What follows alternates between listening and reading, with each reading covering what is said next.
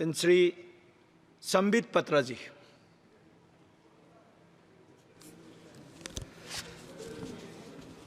आप सभी को प्रणाम। पीठासीन महोदय, आपको बहुत धन्यवाद। राष्ट्रपति महोदया के अभिभाषण पर आपने मुझे धन्यवाद प्रस्ताव पे बोलने का सुअवसर दिया है। आज मैं इस सदन को भी धन्यवाद देना चाहूँगा कि आज 1 जुलाई को, जो कि डॉक्टर्स डे भी है, एक बहुत बड़ी चिकित्सा का काम गुलामी के खिलाफ हुआ है। गुलामी की मानसिकता जिसमें बचपन से हम आईपीसी और सीआरपीसी सुना करते थे, अब हम आईपीसी और सीआरपीसी नहीं सुनेंगे, हम भारतीय न्याय संहिता सुनेंगे, हम भारतीय नागरिक सुरक्षा संहिता सुनेंगे। स्वाभाविक रूप से ये एक बहुत बड़ा बदलाव है। मुझे दुख इस बात का है और मुझे कई बार कष्ट इस विषय को लेकर होता है कि ये बातें सुनने में छोटी छोटी लगती होंगी, ये बातें सुनने में शायद महत्वपूर्ण नहीं लगता होगा कि आईपीसी और सीआरपीसी था, भारतीय न्याय संहिता हो गया तो क्या बदलाव हो गया। ये एक बहुत बड़ी छलांग है, ये मानसिकता में परिवर्तन है। आप सोच के देखिए, अंग्रेजों द्वारा बनाया गया कानून घसीटते हुए हम हिंदुस्तान के 75 वर्ष आज़ादी के हो गए थे, फिर भी हम उसे घसीटते हुए ले जा रहे थे। एक नरेंद्र मोदी को आना पड़ा बतौर प्रधानमंत्री यह सोचने के लिए कि we have to change this mentality, we have to come above this and we have to in a way end this enslaving mentality of the society of India. I thank the Prime Minister, I thank the Home Minister, and I thank each and every one of you for supporting this. सभापति महोदय, तीसरी बार मोदी जी की सरकार बनी है और हर जगह खुशी का माहौल है। हम भी खुश हैं, स्वाभाविक रूप से सरकार बनी, हम खुश हैं। देश की जनता तो खुश है ही कि मोदी जी की सरकार बनी। और विडंबना देखिए, जिनको हम सोच रहे थे कि दुखी होंगे कि हमारी सरकार बनी है और उनकी सरकार नहीं बनी, वो भी खुश है। तो मुझे तो समझ में नहीं आ रहा है, अगर चहुंदिक दिशा में खुशी का वातावरण है, हम खुश, देश खुश, वो भी खुश है, तो खतरे में कौन है और भयभीत कौन है? किसी को भयभीत नहीं होना चाहिए बंधु। आप तो खुश हैं, आप तो खुशी जाहिर कर रहे हैं, और डबल खुशी तो हमारे पास है। हमारे पास खुशी इस बात की भी है कि हमने सरकार बनाई है, और खुशी इस बात की भी है कि एलओपी राहुल जी बने। डबल खुशी है। और एक राहुल जी नहीं बने हैं, दो राहुल जी। आज एक राहुल जी ने कहा मैं आज एक नहीं हूं, मैं 2। जब एक राहुल से इतना बड़ा एसेट का हमें प्राप्ति हुई थी, आप सोचिए 2 राहुल से इस देश को कितना लाभ होगा। और मुझे लगता है हमारे जो विपक्ष के साथी हैं उन्हें भी 2 राहुल से बहुत ही लाभ होगा। नहीं, अच्छी बात है। देखिए, राहुल जी एक एसेट हैं, इसमें कोई दो मत नहीं। मुझे लगता है विपक्ष के मेरे साथी भी इससे सहमत होंगे कि Rahul ji is an asset. Now we have double assets. बंधुगण, मुझे कष्ट इस बात का होता है, मित्रों, मुझे कष्ट इस बात की होती है कि ये दुखी इस विषय से नहीं है, ये दुखी इस विषय से नहीं है कि सरकार उनकी नहीं बनी। बिकॉज आज राहुल जी ने कहा है कि मैं खुश हूं, we are happy and we are contented, हमें खुशी है कि हम अपोजिशन में है। वो दुखी इस बात से नहीं है कि सरकार उनकी नहीं बनी, वो दुखी इस बात से है कि ये डूब क्यों नहीं रहे हैं, इनका 400 पार क्यों नहीं हुआ है। मतलब ये खुशी मना रहे हैं इस बात को लेकर कि इनका 400 पार नहीं हुआ है, और इस विषय को लेकर वो दिवाली मना रहे हैं। आप सोच के देखिए, 3 टर्म से समुद्र के गर्त पे पड़े हुए हैं और ऊपर देख रहे हैं कि इनके जहाज में छेद कब होगा, इनके जहाज में छेद कब होगा और ये कब डूबेंगे। ये खुद तैरने की कोशिश नहीं कर रहे हैं। मुझे लगता है कि हमें भी ईश्वर से और आज शिव जी से प्रार्थना करनी चाहिए कि अगर राहुल जी प्रसन्न है, विपक्ष में रह के प्रसन्न है, तो उनकी प्रसन्नता अनंत काल तक बरकरार रहे।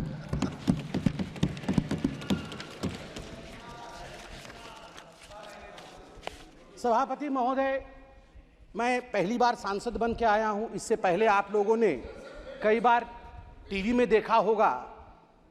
मुझे एक विषय, और ये पक्ष विपक्ष का विषय नहीं है, जब मैं 2010 में बैठता था टीवी पर और डिबेट्स होती थी, तो उस समय जब इलेक्शन डिक्लेयर होते थे तो अमूमन जो विषय उभर के आता था, तुरंत टीवी के एंकर्स के विषय में आज बातचीत हुई तो पहला विषय जो उभरता था कि अरे जातीय समीकरण क्या है, उस फलाने राज्य में चुनाव होने वाला है, वहां का जातीय समीकरण क्या है, वहां का धार्मिक समीकरण क्या है।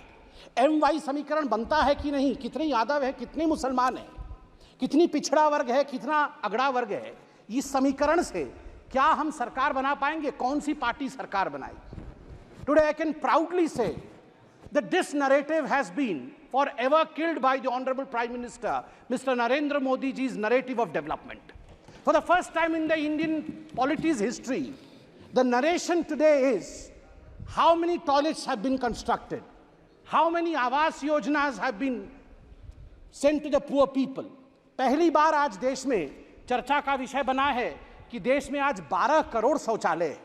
देश में आज आवास योजना के माध्यम से 4 करोड़ घर पहुंचाए गए हैं। आज पीएम ग्राम सड़क योजना के माध्यम से 7,45,000 किलोमीटर सड़क बनी है। जल जीवन मिशन के माध्यम से 13 करोड़ घरों तक टैप वाटर पहुंचाया गया है। आज ODF 4 लाख से अधिक गांव आज ओपन डिफिकेशन फ्री ग्राम घोषित किए गए हैं।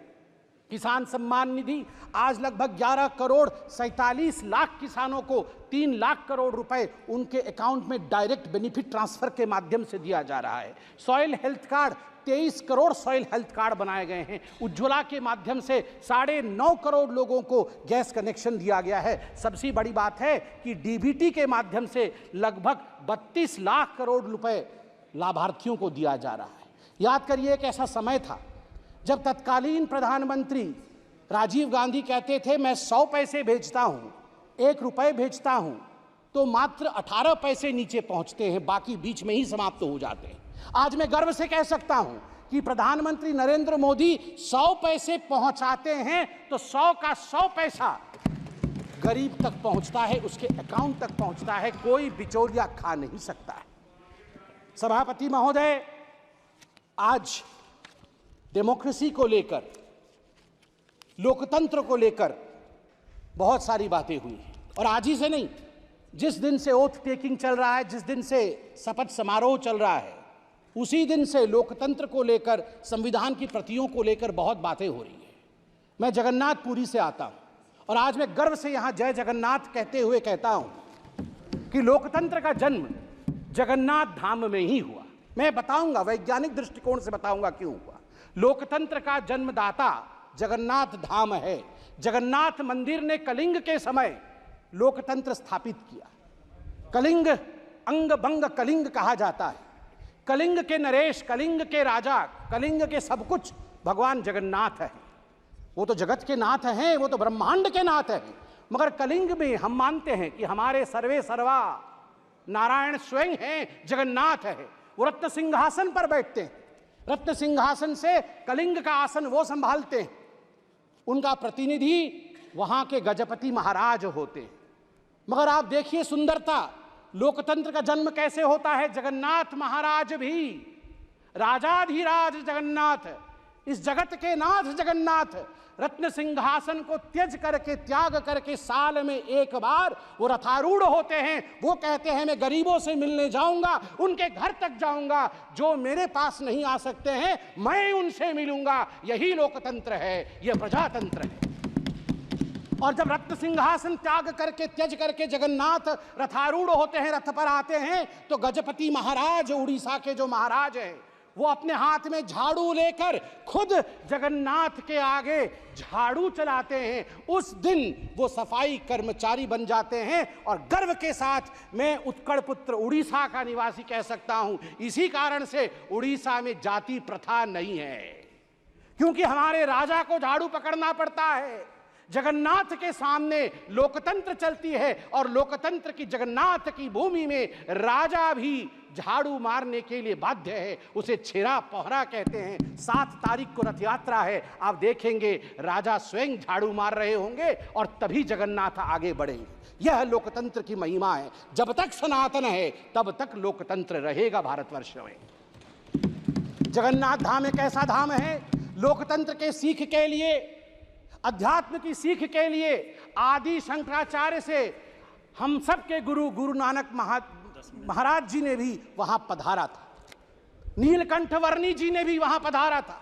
ऐसे कोई गुरु नहीं जो वहां नहीं आए और वहां से शिक्षा दीक्षा लेकर नहीं गए। और आज मैं फक्र के साथ कह सकता हूं, मेरे प्राजी वहां बैठे हुए हैं सभी, जब 1506 में गुरु नानक देव जी जगन्नाथपुरी आए थे और जब वो अंदर गए थे मंदिर भगवान के दर्शन करने, उस समय आरती चल रही थी। उस भव्य आरती को देखने के पश्चात अनायास ही गुरु नानक देव जी के मुख से आरता निकला था, जो अपने आप में आज इतिहास है। गगन में थाल रव चंद दीपक बने, तारका मंडल जनक मोती, धूप मले आन लो पवन चवरो करे, सगल बन राय फुलंत ज्योति, कैसी आरती होए भव कंडना तेरी, कैसी आरती होए अनहद सबद बाजत भेरी, कैसी आरती होए तेरी।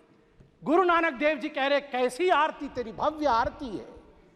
भव खंडना, भय खंडन करने वाला। आप सोच के देखिए, आज भय के विषय में बात हो रही है। अनादि काल से इस भय को खंडन करने का काम महादेव ने किया है। इस भय को खंडन करने का काम उस सनातन ने किया है, जिस सनातन को मिटाने के विषय में आज ये लोग कह रहे थे और अनेकों वर्षों से सनातन के विरोध में कह रहे थे। मैं केवल और कुछ शब्द कह के अपने विषय को शांत करूंगा। सभापति महोदय, आज मुझे बड़ी तकलीफ हुई कि हिंदू धर्म को लेकर आज यहां पर जिस प्रकार से विषय रखा गया है, यह अनुचित है। आज यहां राहुल गांधी जी ने सभी के सामने कहा कि हिंदू धर्म को मानने वाले जो अपने आप को हिंदू कहते हैं वो हिंसक है। मैं गर्व से कहता हूं मैं हिंदू हूं और मैं हिंसक नहीं हूं। मैं गर्व से कहता हूं मैं हिंदू हूं और मैं हिंसक नहीं। आप हिंसा मत करिए। मैं हाथ जोड़ के कहता हूं आप हिंसा मत करिए, प्लीज। शाब्दिक हिंसा मत करिए। सब लोग शांत होकर बैठिए। राहुल जी ने ऑन रिकॉर्ड कहा है जो अपने आप को हिंदू कहते हैं वो हिंसक है। ऑन रिकॉर्ड राहुल जी ने कहा है जो अपने आप को हिंदू कहते हैं वो हिंसक है। मैं ये कह दूं यहां पर, हिंदुओं ने कभी हिंसा नहीं की। सर्वे भवन्तु सुखिनः, सर्वे सन्तु निरामया, सर्वे भद्राणि पश्यन्तु, मां कश्चित् दुःख भाग् भवेत्। हमेशा ब्रह्मांड की कल्याण की चिंता हिंदुओं ने की है। मुझे कष्ट इस बात का भी हुआ कि डीएमके ने आज हिंदुओं पे पुनः यहां आघात किया है। राजा साहब ने अपने भाषण में यह कहा कि हिंदू महिलाओं को एंस्लेव करती है। नहीं, हिंदू महिलाओं को देवी के रूप में पूजा करती है, उपासना करती है। दुर्गा, सरस्वती, लक्ष्मी, विमला ये माताएं हैं हमारी। हमने कभी एंस्लेव नहीं किया है। ये बहुत गलत है। और मुझे लगता है राहुल गांधी ये नहीं जानते हैं कि शिव जी त्रिशूल क्यों रखते हैं। राहुल गांधी जी ने कहा शिव जी का त्रिशूल नॉन वायलेंस का त्रिशूल है। ना राहुल जी, हमारे सभी देवी देवता एक हाथ में शास्त्र रखते हैं और दूसरे हाथ में दंड या शस्त्र भी रखते हैं। यदि शास्त्र का पालन ना हो, धर्म का पालन ना हो, तो फिर शस्त्र उठा करके दंड देने का संवैधानिक प्रयोजन अनादिकाल से हमारे देवी देवताओं के पास था। इसलिए भय बिनु प्रीति नहीं हो सकता है। प्रीति करना होगा, इस देश से करना होगा, इस देश का जिंदाबाद करना होगा।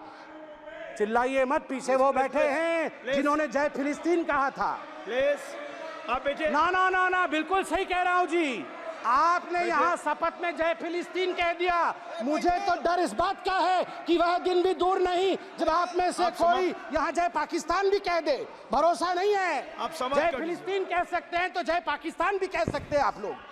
आप लोग धिक्कार का विषय है, धिक्कार का विषय है। यदि आप जय फिलिस्तीन कह सकते हैं, यहाँ पर जो संवैधानिक प्रक्रियाएं हैं उसको ताक पे रख करके आपने जय फिलिस्तीन कहा, कल को जय पाकिस्तान कैसे नहीं कह सकते हैं? कह सकते हैं। और आप लोगों ने कहा सेंगोल हटा दीजिए।